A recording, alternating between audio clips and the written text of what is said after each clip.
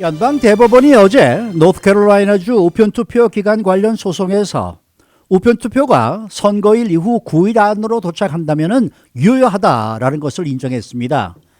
이 최근 우편투표 관련 소송마다 이렇게 다른 결정을 내려 논란이 더 크게 일고 있고요.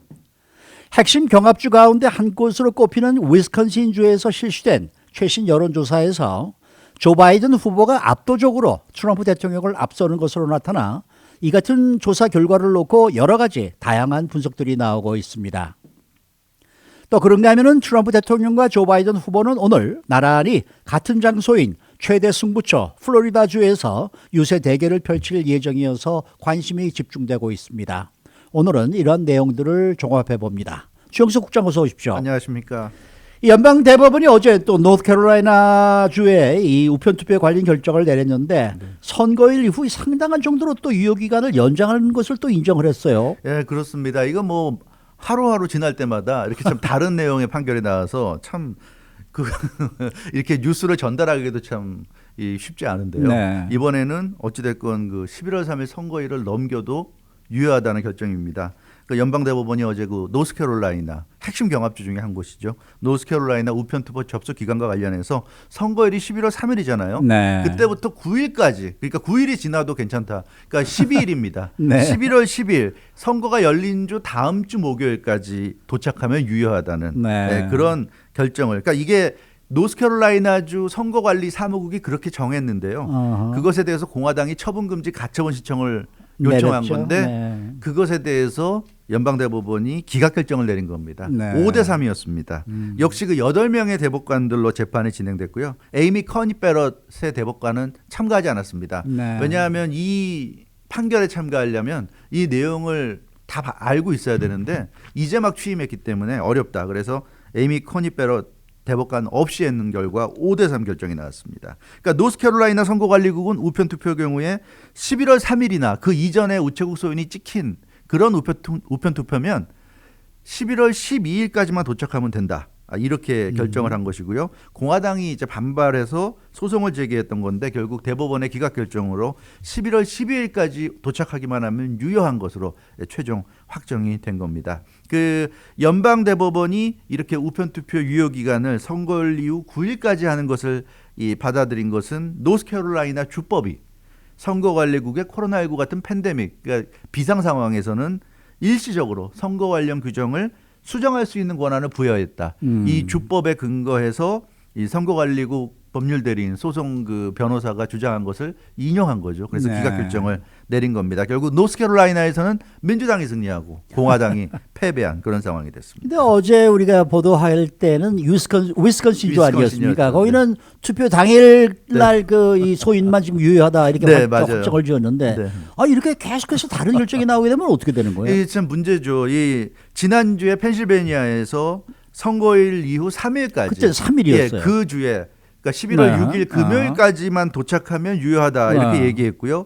근데 또 어제는 지금 말씀해 주신 대로 위스콘신에서는 11월 3일 당일까지 도착해야 되고 넘기면은 무효다 이렇게 무효다. 했는데 네. 또 그 노스캐롤라이나에서는 11월 12일까지만 도착하면 유효다 이런 결정을 내리니까 도대체 연방대법원의 생각이 뭐냐, 이 주에 따라서 이렇게 다를 수가 있느냐 이런 네. 말이 안 나올 수가 없거든요. 그렇죠. 근데 어제 5대 3이라고 그랬는데 그러니까 진보가 셋 보수가 5명인데 네. 보수에서 2명이나 가세한 거예요. 네. 존 로버츠 대법원장 그리고 세뮤얼 얼리토 대법관이 그 O 쪽으로 가세했는데 어허. 이 세뮤얼 얼리토 대법관도 대표적인 보수 성향인데 그분이 어제 이 결정을 내리면서 뭐라고 그랬냐면 우편투표 접수 기간 연장에 동의했는데 자기가 그 유효 기간을 지나치게 늘린 점이 있기 때문에 참 그 마땅치는 않지만 어쩔 수 없이 동의했다 이렇게 얘기했어요. 그게 무슨 얘기냐면 선거일이 너무 촉박했기 때문에 이미 결정된 사항을 되돌리기에는 현실적인 한계가 있다 이렇게 봤기 때문에 기존의 유효 기간을 인정해 준 것이다. 그러니까 이번 같은 경우는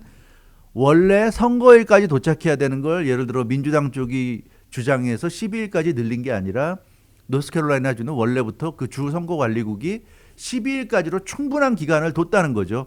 그걸 네. 공화당이 그렇게 하면 안 된다고 가처분 신청했기 때문에 연방대법원이 보는 관점에서는 그 주에서는 노스캐롤라이나 주에서는 사람들이 다 12일까지로 알고 있는데 이제 와서 이걸 당일까지로 이렇게 해야 된다. 그런 결정을 내리는 게 오히려 혼란을 가중시킬 수 있다는 판단을 해서 자기로서는 대단히 마땅치는 않지만 어쩔 수 없이 인정했다. 이게 세미 얼리터 대법관의 이 이유였습니다. 네. 그러니까 이 이유를 근거로 해보면 위스콘신과 또 펜실베니아에서 다른 결정이 내려진 것도 어떤 주에서는 기간을 이렇게 늘리는 게 이 선거가 닥치기 훨씬 전부터 그렇게 놓은 주가 있었고 그것을 그렇게 늘리면 안 된다고 뒤늦게 공화당이 이의를 제기한 주가 있고 또 어떤 경우는 그렇게 늘리지 않은 주에서 민주당이 더 늘려야 된다고 뒤늦게 또 늘리자고 한 주가 있고 그러니까 연방 대법원에 어떻게 보면 일관성이 있는 부분은 기존에 그 규정을 그대로 가야 된다. 어허. 이런 것 같아요. 선거일이 다가와서 자신들에게 유리하게 하기 위해서 바꾼다는 것 자체를 잘 안 받아들이는 것이 아닌가. 그런 점에서 어떻게 보면 상당히 일관성이 없지만 또 이런 관점에서 보면 또 일관성이 있는 결정이라고 할 수 있겠지만 할 수 있는데요. 그러나 결과적으로는 어찌됐건 주에 따라서 전혀 다른 지금 유효기간이 나오기 때문에 글쎄 이게 참 그렇습니다. 어찌됐건. 네. 참 미국의 법이라는 게 어떨 때는 참 아주 정말 합법적이고 뭐랄까 정말 상식적이고 그렇다고 생각이 들 때가 있기도 하지만 어떨 때는 좀 이상하다라는 생각이 들 때도 많이 있어요. 맞아요. 그렇죠? 네, 그렇습니다. 네. 이래서는 안 될 것 같긴 한데요. 참 그렇습니다. 자, 이번엔 여론조사 소식입니다. 이 핵심 경합주 가운데 한 곳 위스콘신에서 대단히 흥미로운 여론조사 결과가 나왔다는데 어떤 내용이었습니까? 네, ABC 뉴스와 워싱턴 포스트 두 메이저 언론사가 합동으로 실시한 위스콘신 최신 여론조사인데요. 조 바이든 민주당 후보가 도널드 트럼프 대통령에게 무려 17%나 아이고. 앞서는 것으로 나타났습니다. 이번 조사에서 조 바이든 후보가 57% 지지율, 트럼프 대통령이 40% 지지율이었습니다. 그래서 선거 예측 웹사이트 538은 이 여론조사를 보도하면서 선거일을 불과 5일 남기고 나온 이렇게 충격적인 결과는 정말 놀랍다 이렇게 얘기했고요. 참고로 지난 2016년 대선에서는 트럼프 대통령이 힐러리 후보를 위스콘신에서 이겼는데 표 차이가 근소하게 이겼죠. 1%도 안 됐어요. 맞아요. 굉장히 근소한. 그래서 대표적인 경합주였는데 어. 사실 17%나 난다고 그러면 이게 경합주라고 할 수가 없는 거죠. 그렇죠. 예, 그렇죠. 그래서 참 놀랍다 하는 그런 지금 얘기가 나왔고 이 538도 좀 당혹스럽다는 그런 입장을. 근데 나타냈습니다. 선거 예측 분석 업체마저 이렇게 네. 당혹스럽다라는 입장을 밝히고 있는데 이게 이번 여론조사를 어떻게 받아들여야 그렇죠. 되는 거예요? 그 부분이 사실 이제 핵심인데요. 538은 결과가 대단히 튄다고 얘기하고 있어요. 물론 조 바이든 후보가 위스콘신에서 계속 앞서온 건 사실인데 뭐 5%, 7% 뭐 이 정도였지 17%까지는 아니었는데 이건 너무 튄다 이런 얘기. 네, 네. 그래서 튄다는 건 인정했고요. 그렇지만 그렇다고 해서 이건 뭔가 조사가 잘못됐다는 식으로 무시하고 넘기기도 어려운 것이 현실이다. 또 이런 얘기도 했어요. 그러니까 왜냐하면 ABC 뉴스와 워싱턴 포스트는 워낙에 메이저 언론사이기 때문에 자기들의 또 명성이 있기 때문에 이렇게 함부로 말도 안 되는 여론조사를 할 리도 없거니와 실제 538이 분석한 결과 이번 여론조사는 ARS가 아니라 자동응답 시스템이 아니라 실제 조사원들이 직접 한 명 한 명 유권자들과 대화하는 방식으로 여론조사를 진행했다고 합니다. 통상적으로 ARS보다 사람이 직접 조사하는 게 더 정확하다고 인식이 되어 있죠. 그리고 휴대전화, 집전화 모두 다 사용했다고 합니다. 유선전화, 무선전화 모두를 활용해서 조사했다고 그래요. 그래서 이번 조사는 정확도 면에서는 상당히 정확한 것으로 보인다 이렇게 얘기했고요. 그러니까 어찌됐건 이번 17% 앞선다는 오늘 여론조사까지 포함하면 조 바이든 후보가 위스콘신에서 승리할 확률이 93%, 트럼프 대통령은 7%로 떨어졌다. 이렇게 지금 얘기하고 있습니다. 네, 이번 조사 결과를 정확한 것으로 볼 수가 있는 거예요? 그래서 538도 위스콘신만 놓고 봐서는 판단하기가 어렵다고 보고요. 위스콘신과 인접한 주변 주들을 지금 살펴봤어요. 그랬더니 이 아이오와 경우에 조 바이든 50%, 트럼프 46%, 4% 차이였고요. 그리고 미네소타 경우에는 조 바이든 후보가 14%를 앞섰습니다. 그리고 러스트벨트에 속하는 핵심 경합주 위스콘신 옆에 있는 미시간 경우에는 지난 25일까지만 해도 13%로 조 바이든 후보가 앞서다가 오늘은 7%로 격차가 좀 줄었습니다. 그래서 격차의 차이는 있지만 어찌됐건 주변이 전부 다 조 바이든 후보가 앞서가고 있다는 얘기인데 근데 여기서 538이 분석한 핵심은 뭐냐면 이 미드웨스트 지역이잖아요. 지금 네, 위스콘신, 그렇죠, 미시간, 그렇죠. 아이오와 다 미드웨스트인데 최근에 코로나19 확산이 가장 심각한 곳이 바로 이 미드웨스턴입니다. 아하. 미드웨스트입니다. 그래서 특히 그 위스콘신 같은 경우는 어제 날짜로 일일 신규 감염이 5,262명, 사망이 64명으로 나타나서 최근 미국에서 가장 핫스팟 지역으로 떠올랐고요. 아이오와 미네소타도 병원 입원 환자 숫자 새로운 기록을 세울 정도로 요즘 코로나19가 확산되고 있고요. 미시간도 마찬가지입니다. 그래서 538이 내린 결론은 코로나19가 굉장히 확산되고 있는 지역에서 지금 조 바이든 후보가 좋은 점수를 받고 있다. 이 얘기는 뒤집어 얘기하면 트럼프 대통령에 대해서 실망들을 많이 한 게 아닌가. 이 코로나19를 제대로 못 잡고 있다. 네, 그래서 이 부분이 반영이 돼서 이런 결과. 그렇다고 해도 물론 17% 차이 너무 크긴 하지만 어찌됐건 이 미드웨스트에서 트럼프 대통령이 고전하고 있는 이유가 코로나19가 이 미드웨스트 지역을 중심으로 확산되고 있기 때문이라는 건데 네. 그렇게 보자면 이 위스콘신 조사가 좀 튀기는 하지만 왜 이렇게까지 차이가 났는지 우리가 알 수도 있지 않을까 싶은데요. 이렇게 보면 트럼프 대통령은 이 팬데믹이 결국 그 투표 이제 선거일 5일 앞두고 최악의 지금 악재가 되고 있지 않나. 네, 그런 생각도 지금 할 수가 있을 것 같습니다. 네. 네. 뭐 4년 전과 마찬가지로 과연 여론조사가 틀릴 것이냐 안 네. 틀릴 것이냐 이것도 초미의 관심사긴 합니다만은 뭐 어차피 일주일 기다려 봐야 돼요 결론은. 그렇죠. 그런데 오늘 이제 두 후보가 모두 나란히 플로리다주를 찾죠. 맞습니다. 네. 최대 승부처죠.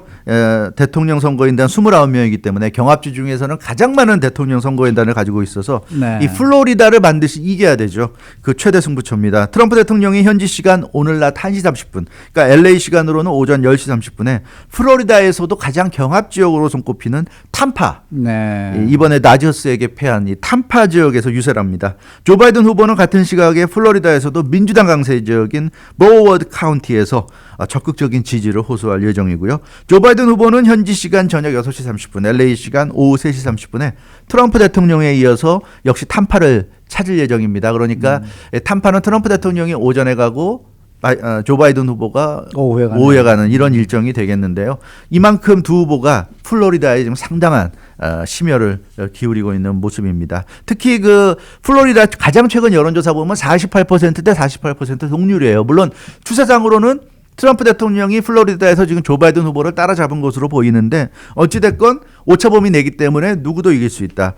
그리고 특히 조 바이든 후보는 지금 많이 앞서가고 있는 상황이기 때문에 여론조사상으로는 조 바이든 후보가 이번 대통령 선거를 이길 수 있는 시나리오는 다양하게 있습니다. 그 얘기는 플로리다를 설사 지더라도 얼마든지 이길 수 있는 방법이 있는데 트럼프 대통령은 좀 뒤지고 있는 상태이기 때문에 트럼프 대통령이 대선에서 승리할 수 있는 시나리오가 몇 개 안 되고요.